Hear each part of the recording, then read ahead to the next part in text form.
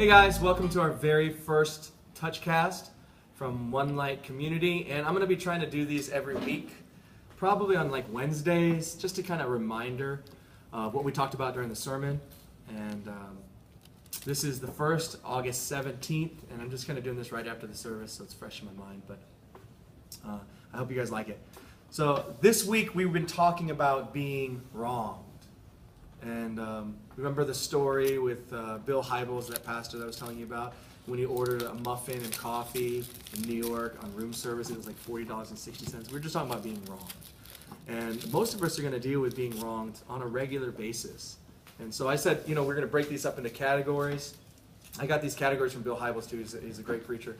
And he says the first category is just, basically being annoyed. It's not a real big deal, but we oftentimes as Christians kind of get, caught up and we blow things out of proportion, and it doesn't really need to be. We need to be reminded that we are children of the King, and that we don't need to be overwhelmed by things that really shouldn't bother us too much. And the second category is betrayal, and this is serious. This isn't like the first category at all. It's where people hurt you. They break their trust. Maybe they gossip about you. Maybe somebody that you thought was close isn't close, or a girlfriend breaks up with you, boyfriend breaks up with you. And we have to learn how to be the kind of people that go and initiate reconciliation. And the passage that I gave was Matthew 18:15. I think Jesus gives really good instruction on what to do when somebody offends you. And then finally, the third category was the catastrophe, or catastrophic injustice. That's when somebody does something crazy wrong to you. Maybe one of your children dies in a drunk driving car accident, or maybe somebody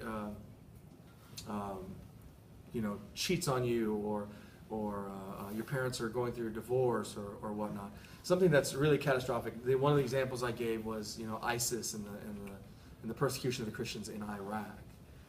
We're going to be dealing with stuff like that. Some of us will have to go through that kind of thing, not necessarily just the persecution, but just any kind of catastrophe that might happen in our life. And the proper response, and this is the text that we were using, is Luke 23 and 34, 23 verse 34. Father, forgive them, for they know not what they do. Jesus gives us a really good example of how our response should be. When Jesus was being persecuted, was even being nailed on the cross, he wanted God to forgive them. He prayed for the people that were persecuting him. And so for you, when you deal with crazy, catastrophic wrongs, the response that sets us free is forgiveness. And so this is kind of how these Touchcasts will go. I just want to encourage you this week, as you go about it, ask God to give you the courage to be able to talk to the people that maybe you have some rifts with, some fights with, or maybe the things that haven't been worked out with, and that you might have the courage to go and make those right, especially if they're brothers and sisters in Christ. So I'll see you guys next week. Thank you guys for listening. I'll see you later.